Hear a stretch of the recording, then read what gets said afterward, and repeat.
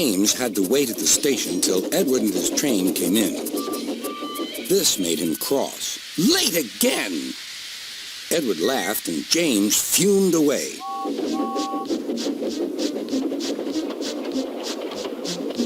After James had finished his work, he went back to the yard and puffed onto the turntable.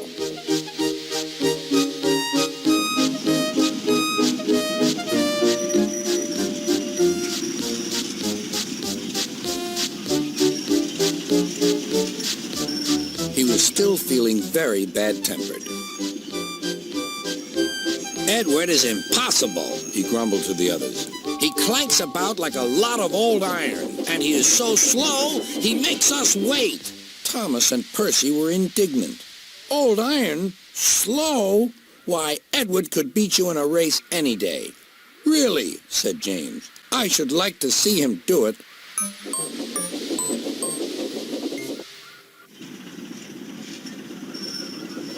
Next morning, James's driver was suddenly taken ill. He could hardly stand, so the fireman uncoupled James ready for shunting.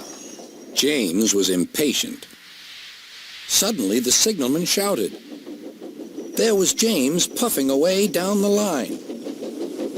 All traffic halted, called the signalman. Then he told the fireman what had happened. 2 boys were on James's footplate fiddling with the controls. Phew! They tumbled off and ran when James started. The signalman answered the telephone. Yes? He's here. Right. I'll tell him. The inspector's coming at once. He wants a shunter's pole and a coil of wire rope. What for? Wondered the fireman. Search me, but you'd better get them quickly. The fireman was ready when Edward arrived.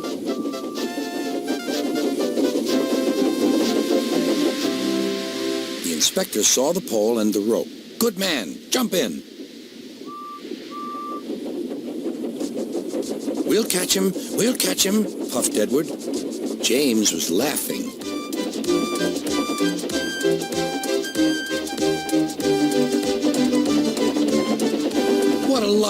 What a lark, he chuckled to himself. Suddenly, he was going faster and faster. He realized that he had no driver. What shall I do? I can't stop. Help! Help! We're coming, called Edward.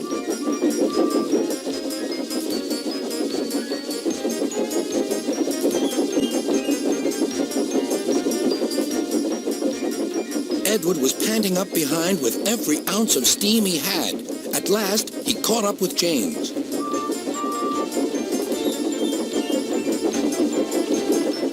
Steady, Edward, called his driver. The inspector stood on Edward's front, holding a noose of rope and the crook of the shunter's pole. He was trying to slip it over James's buffer. The engines swayed and lurched. At last, got him, he shouted. He pulled the noose tight. Gently braking, Edward's driver checked the engine speed, and James's fireman scrambled across and took control. So, the old iron caught you after all, chuckled Edward. I'm sorry, whispered James. Thank you for saving me. You were splendid, Edward. That's all right, replied Edward. The engines arrived at the station side by side. Sir Topham Hatt was waiting. A fine piece of work, he said. James, you can rest and then take your train. I'm proud of you, Edward. You shall go to the works and have your worn parts mended. Oh, thank you, sir, said Edward. It'll be lovely not to clank.